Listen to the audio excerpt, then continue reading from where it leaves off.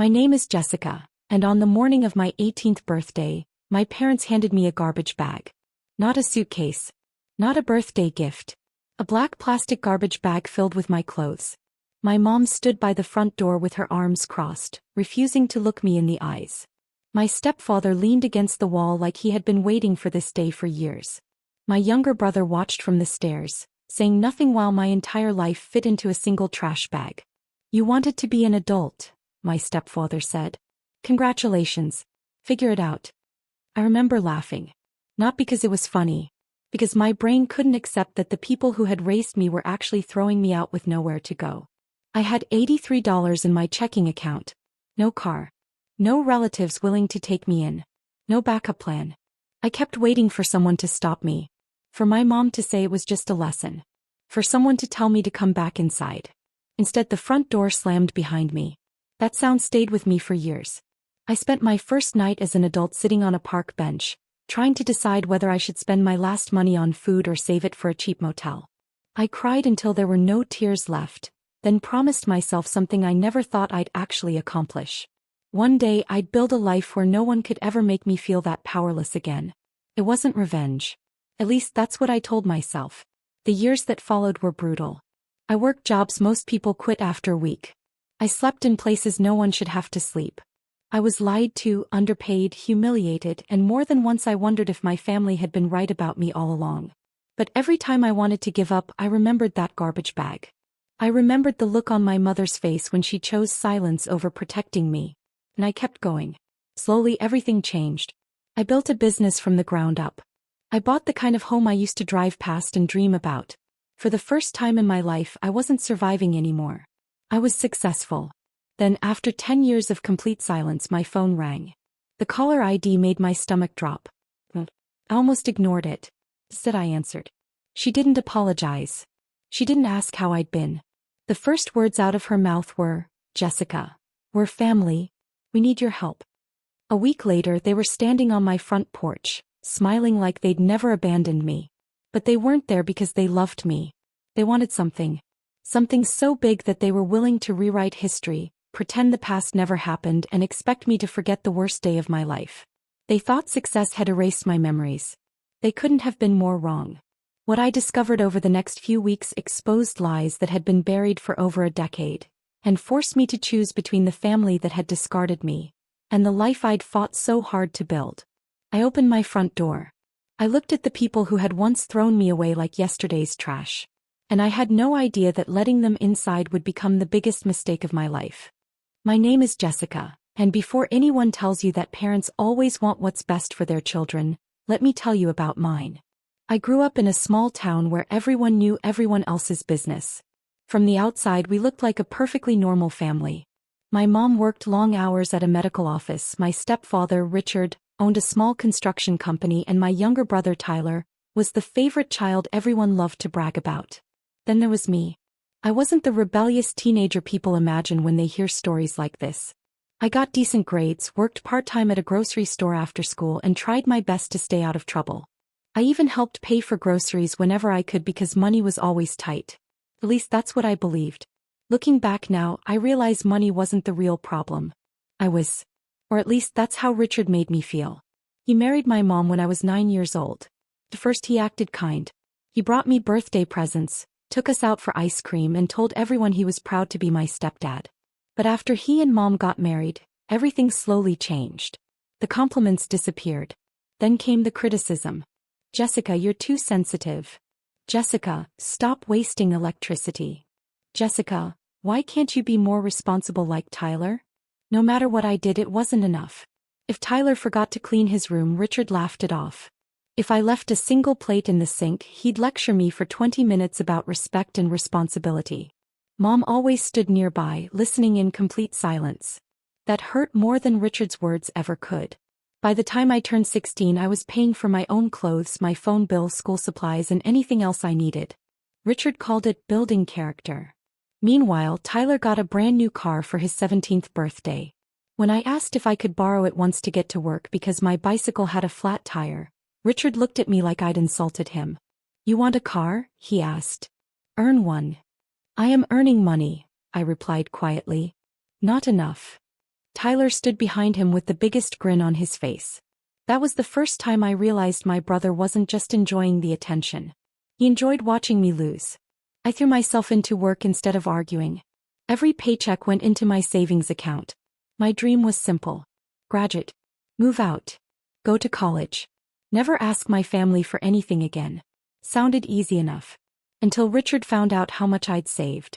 One evening, I came home from work and found him sitting at the kitchen table holding one of my bank statements. I froze. "Where did you get that?" I asked. He shrugged. "It came in the mail." "That's private. Not while you live under my roof." He tapped the paper with his finger. "Almost $4,000. I nodded carefully. "I've been saving for college." He laughed. "College?" Mom looked down at her coffee mug. Richard folded the statement. "No daughter living in this house is going into debt for some useless degree. It's my money." "No," he replied calmly. "As long as you're living here, this family comes first." I couldn't believe what I was hearing. "You expect me to give you my savings?" "I expect you to contribute." "I already do." "You don't contribute enough." Mom finally spoke. "Jessica, maybe your stepfather has a point." I stared at her. "My savings are for my future." Richard leaned back in his chair. "Your future starts by learning responsibility." For the next several weeks they pressured me almost every day. Whenever a household bill came up, Richard reminded me how selfish I was.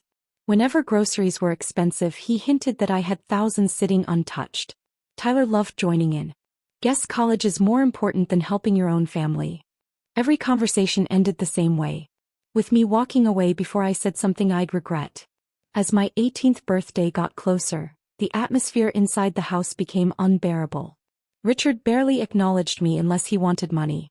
Mom avoided difficult conversations altogether. Tyler treated the whole situation like entertainment.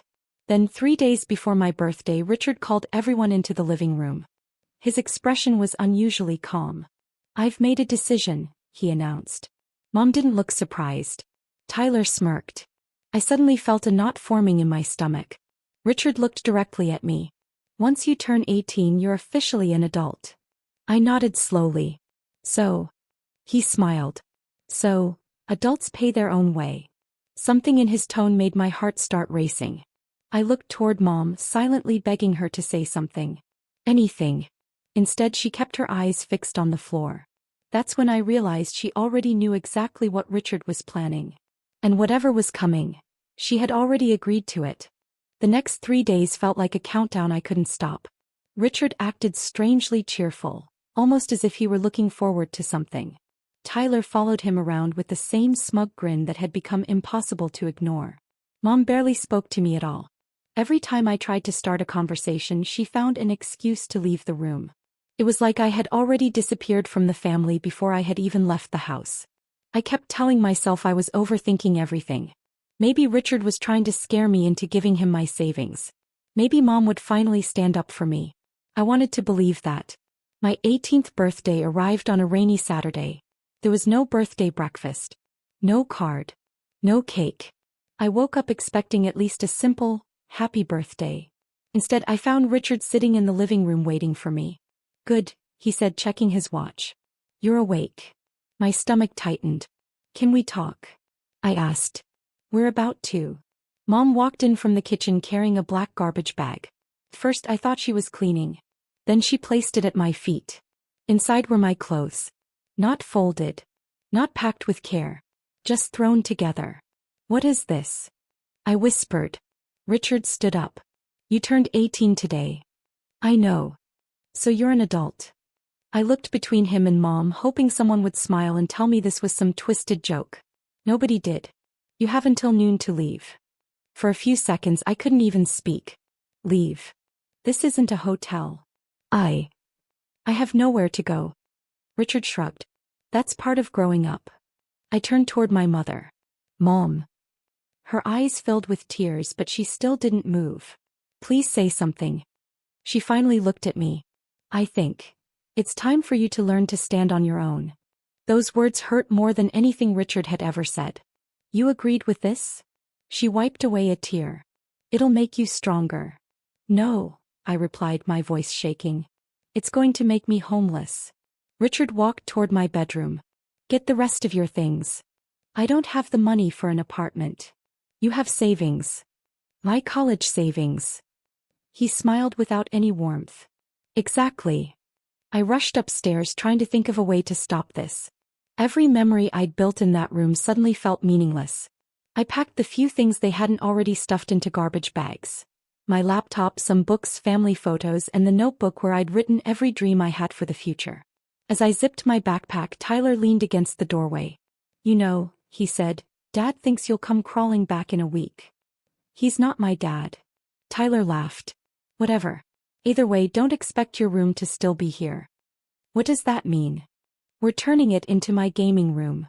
I stared at him in disbelief. So you've been planning this? He shrugged. Why waste a bedroom on someone who's leaving? For the first time in my life, I realized my little brother wasn't just spoiled. He was cruel. When I carried my bags downstairs, Richard was standing by the front door. Before you go, he said, holding out his hand, I want your house key. I handed it over without a word. Then he looked at me again. And your savings. What? You owe this family. No. His face darkened. I paid for this roof over your head for years. I worked. I bought my own clothes. I paid my own bills. You still lived here. I'm not giving you my money. For a moment I thought he was going to grab me. Instead he stepped aside. Fine. His voice became cold. Don't come back asking for help. I wasn't planning to. I picked up the garbage bag in my backpack. Mom finally walked toward me. For one brief second I thought she was going to hug me. Instead she slipped $50 into my hand. I'm sorry, she whispered. I looked at the money. Then I handed it back. I don't want your pity. Her face crumbled. I opened the front door. The rain hit me immediately. I stood on the porch for a few seconds hoping someone would call my name. No one did. The door slammed shut behind me. I walked to the bus stop with everything I owned, trying not to cry where people could see me. I checked my bank account one more time to remind myself that at least I still had my savings. But when I opened the banking app, my entire body went cold. Available balance. $37. 42. The rest of my savings, nearly $4,000, had disappeared. I stared at the screen over and over, convinced it had to be a mistake. Then I noticed a transfer made just 30 minutes earlier, to a joint account connected to my mother's name. Standing alone in the pouring rain, I realized they hadn't just thrown me out. They had made sure I started over with almost nothing. And in that moment, I knew my nightmare was only beginning. For nearly 10 minutes I stood in the rain staring at my phone. $37.42. That was all I had left. The money I'd earned stocking shelves after school, working weekends, missing parties, and saving every extra dollar for college was gone. I called the bank immediately. After answering a dozen security questions, the representative finally spoke. I'm sorry, Jessica. The transfer was authorized from a joint account. What do you mean, joint account? It appears your mother was listed as a co-owner when the account was opened. My heart sank. I had opened the account when I was 16. Back then I was too young to have one by myself, so Mom's name had been added to it. I never imagined she'd actually let someone take my money. So there's nothing I can do? I'm afraid not. The call ended. I stood there in complete silence. It wasn't just the money. It was the realization that my own mother had helped make sure I had nothing. I wanted to scream. Instead, I wiped away my tears and started walking. I spent that first night in a cheap motel after finding one that accepted cash. The room smelled like mildew, the mattress sagged in the middle, and the lock on the door barely worked. Still, it was dry. I sat on the edge of the bed eating crackers from a vending machine for dinner, wondering how my life had fallen apart in a single day. The next morning I started calling everyone I knew. Friends, classmates, even distant relatives. Most felt sorry for me. None of them had a place for me to stay. One aunt quietly admitted she didn't want to get involved in family problems. Another relative told me I should apologize to Richard. Apologize. For being thrown out. By the third day, I had no choice but to check out of the motel before my money ran out. I carried my bags to the grocery store where I worked and asked to speak with my manager, Linda. She took one look at me and frowned. Jessica, what's wrong? I tried to stay calm. I need more hours. She crossed her arms. You already work every weekend. I'll work nights, mornings, holidays, whatever you have. She studied my face for a moment. You've been crying. I finally broke. Everything came pouring out. Being kicked out. Losing my savings. Having nowhere to sleep. Linda didn't interrupt once. When I finished, she disappeared into the back office. A few minutes later, she returned holding a set of keys.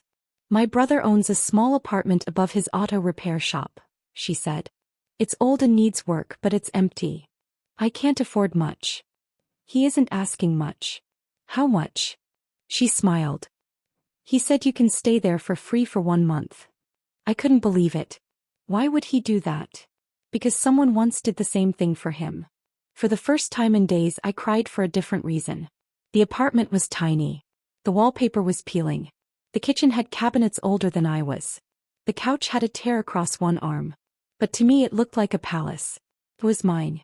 That night, I sat on the floor eating instant noodles straight from the pot because I didn't even own plates yet. I promised myself something. No matter how hard life became, I would never again depend on people who saw love as something that had to be earned. Over the next year, I worked harder than I ever thought possible. During the day, I stocked shelves at the grocery store. At night, I cleaned office buildings. On weekends, I babysat for neighbors.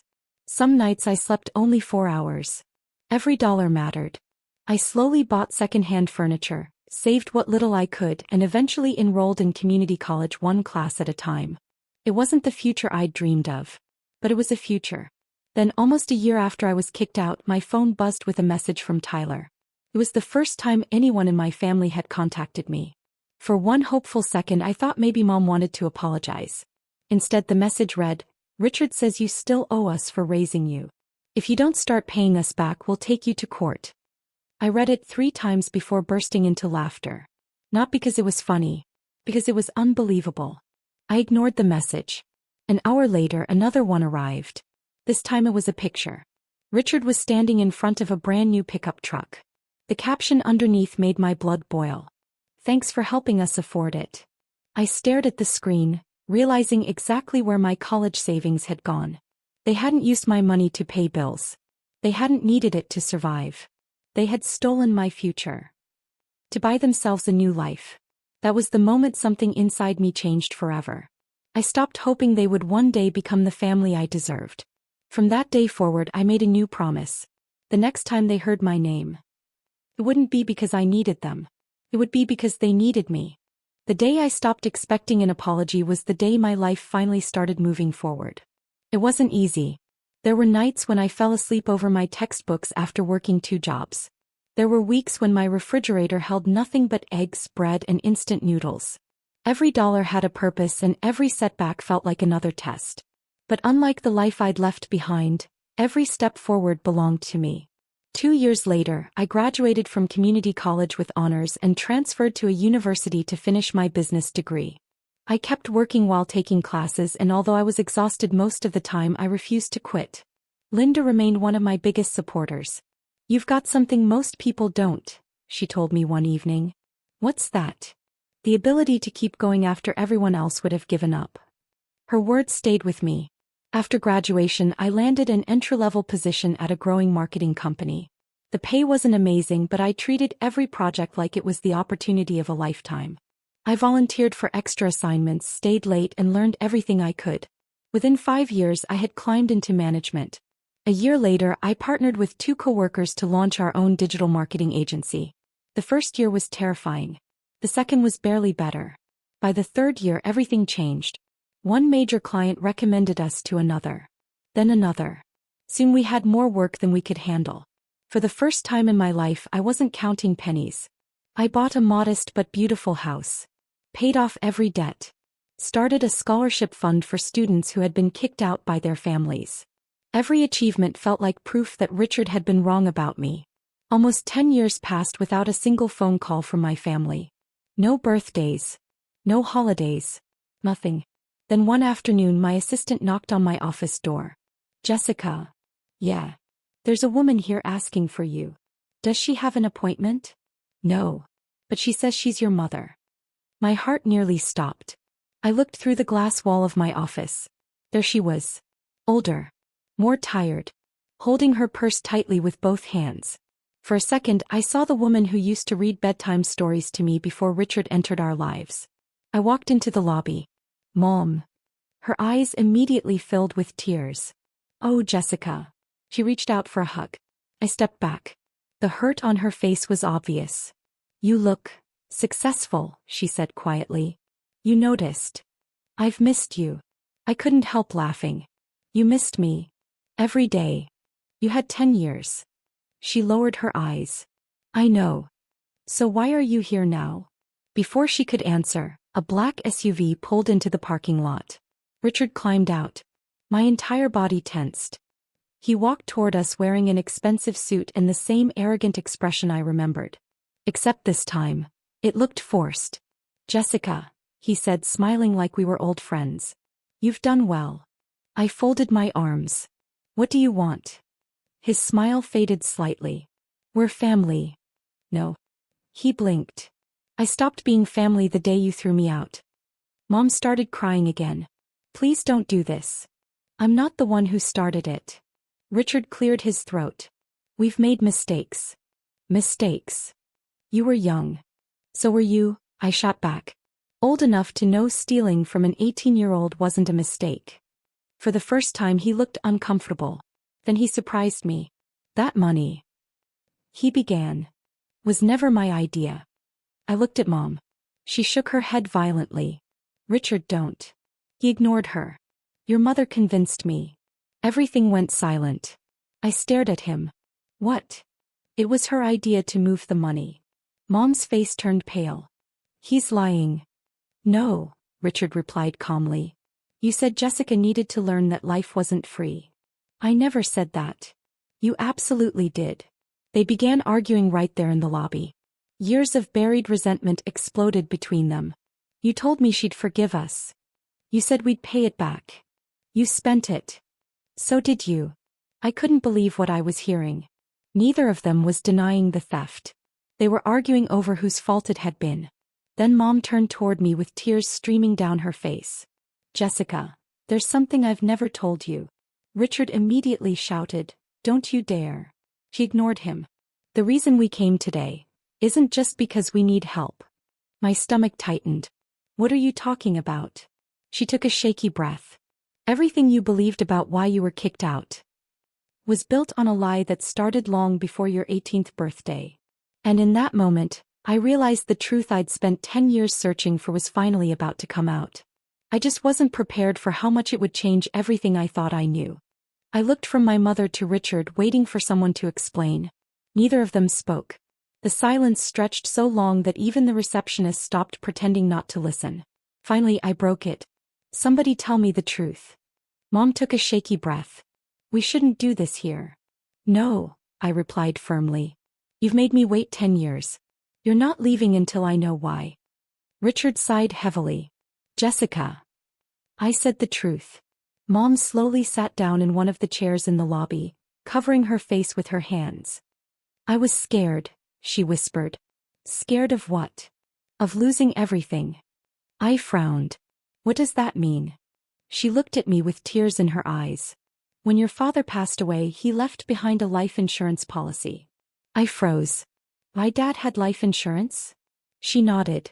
Yes. No one ever told me that. I know. Why? Her voice became almost impossible to hear. Because Richard didn't want you to know. Richard immediately interrupted. That's not fair. It is fair, she snapped for the first time since arriving. You convinced me she didn't need to know until she was older. I felt my heart pounding. How much money? Mom hesitated. Richard answered instead. About $200,000. The room seemed to spin. 200,000. While I had spent years eating instant noodles, working 3 jobs, and wondering how I would afford college, there had been money left behind by my father. Money that could have changed everything. I stared at Richard. What happened to it? He looked away. We invested it. We. Mom laughed bitterly. You mean you invested it? I felt sick. My father left that money for me. He left it for the family, Richard argued. No, Mom replied quietly. He left instructions. I turned toward her. What instructions? She reached into her purse with trembling hands. I brought something. She carefully unfolded an old envelope that looked as though it had been opened hundreds of times. Inside was a copy of my father's handwritten letter. I've carried this for years, she whispered. My hands shook as I read it. If anything happens to me, I want Jessica's education to be fully paid for before any remaining funds are used. She deserves every opportunity one won't be here to give her. I couldn't breathe. Those were my father's words. His final wish. And they had ignored it. Tears blurred my vision. Richard tried to speak. We had financial problems. I looked up sharply. So you stole from a little girl? We intended to replace it. When? He didn't answer. Mom finally admitted the rest. We kept waiting until things improved. But they never did. Instead, Richard expanded his construction business. Bought expensive trucks. Took luxury vacations. Upgraded the house. All while telling me there wasn't enough money for college. I laughed through my tears. I really believed we were struggling. Mom covered her mouth. I know. No. I shook my head. You don't know. You weren't there when I skipped meals to save money. You weren't there when I slept in that freezing apartment because I couldn't afford better. You weren't there when I cried because I thought Dad would have been disappointed in me. Mom completely broke down. I failed you. Yes. I know I did. Richard suddenly stepped forward. None of this changes why we're here. I stared at him. You still haven't said why. He exchanged a nervous glance with Mom. Then he admitted it. My business is bankrupt. I wasn't surprised. He continued. We owe more than $800,000. Mom quietly added, the bank is taking the house. And? Richard swallowed his pride. We were hoping. I folded my arms. Hoping what? That you would help us. There was the real reason. Not guilt. Not regret. Not love. Money. Tyler had joined them outside without me noticing. He walked into the lobby looking nothing like the confident teenager I remembered. He looked exhausted. He avoided my eyes. Jess. It was the first time he'd ever called me that. I'm sorry. I looked at him. Were you sorry when you laughed while I was carrying my life in a garbage bag? He couldn't answer. Were you sorry when you sent me a picture of Richard's new truck that my stolen savings paid for? His head dropped. No. Then don't tell me you're sorry now that life is difficult. The entire lobby was silent. I realized something in that moment. For years I had imagined this reunion. I thought seeing them suffer would make me feel victorious. It didn't. It just made me sad. Because the family I had spent years hoping would finally love me wasn't standing in front of me. They never had. What stood before me were strangers connected by blood, asking me to rescue them from the consequences of choices they had made without a second thought for mine. And I still had one decision left to make. A decision that would change all of our lives forever. For several seconds no one said a word. Richard stood with his shoulders stiff, trying to maintain the confidence he had always hidden behind. My mother's eyes were swollen from crying. Tyler couldn't even look at me. 10 years earlier I had been the one standing there with nothing. Now the roles had completely reversed.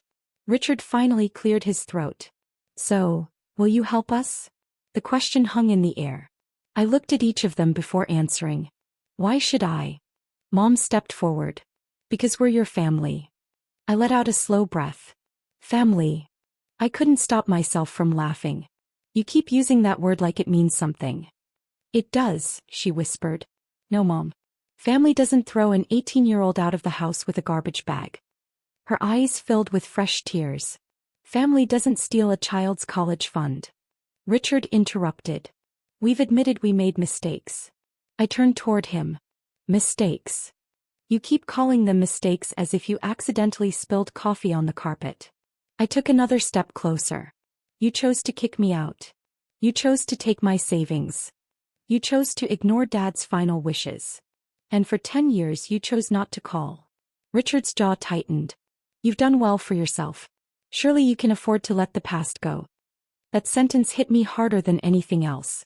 That's exactly the problem, I replied. You think money erased what happened. It didn't. You didn't just take my savings. You stole years of my life. I told them about sleeping in a rundown apartment with no heat during my first winter. About working 3 jobs while going to school. About missing graduation parties because I had to work overnight shifts.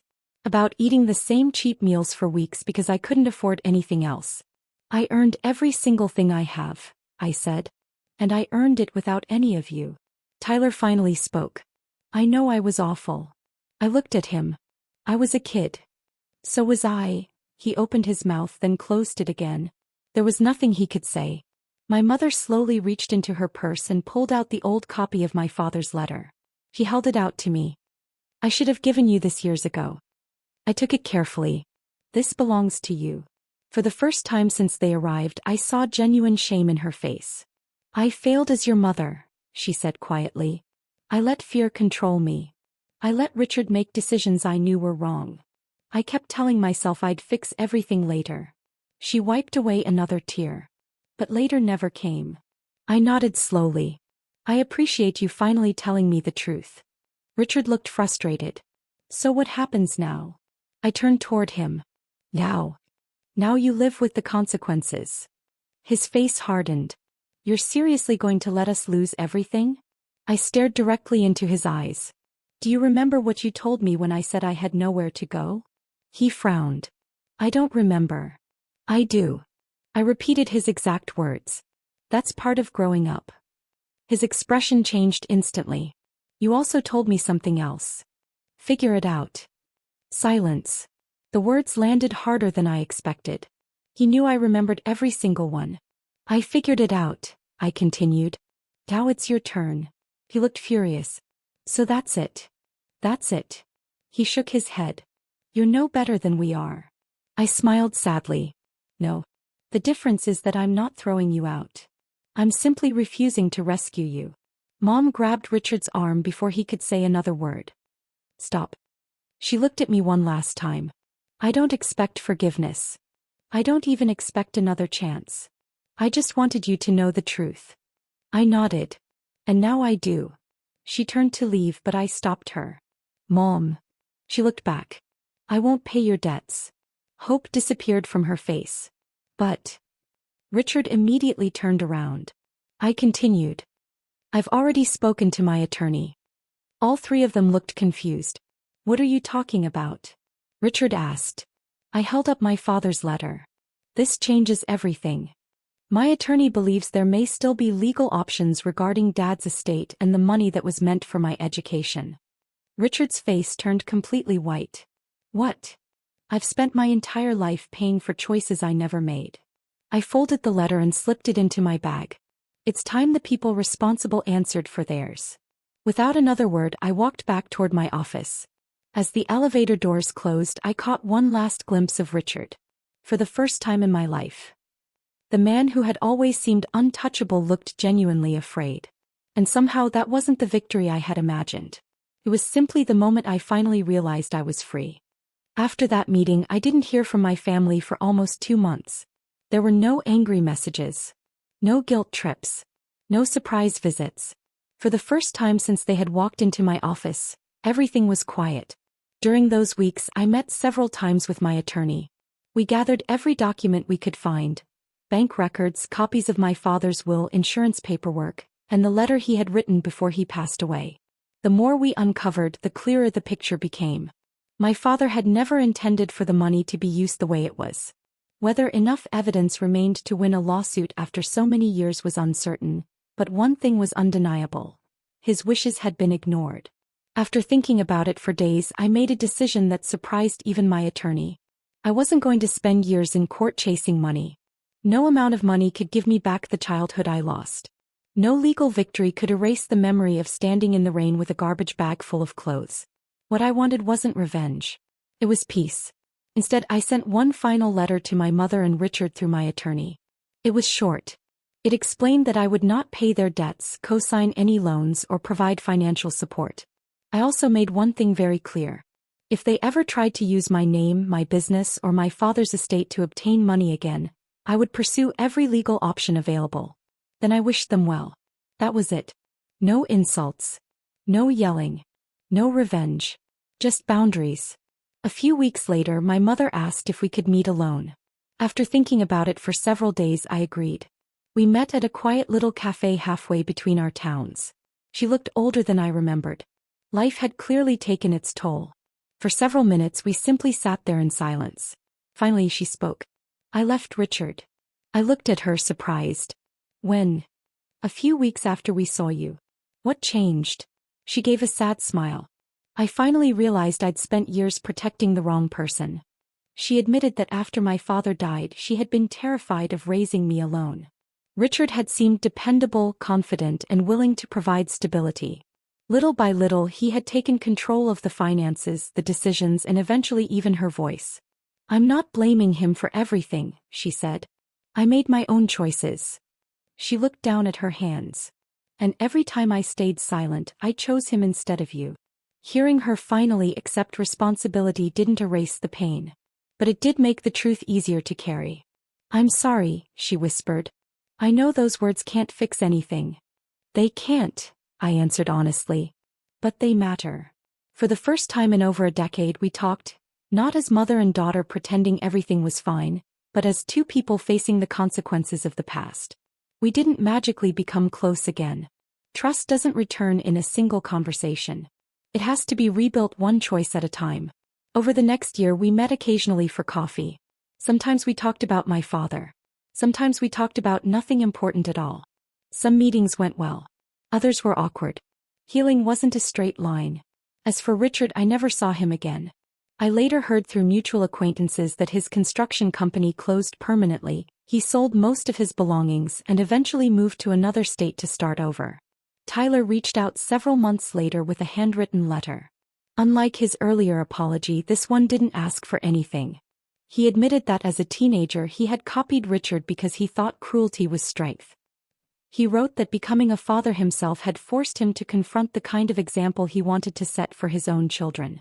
At the end of the letter he wrote, "If my son ever felt one day of what I made you feel, I could never forgive myself." I didn't answer immediately. But I didn't throw the letter away either. Some doors stay closed forever. Others open slowly. Only time decides which is which. Today when I unlock the front door of my home, I sometimes think about that frightened 18-year-old girl standing in the rain with everything she owns stuffed into a garbage bag. If I could speak to her now, I'd tell her something she desperately needed to hear. The people who reject you do not decide your worth.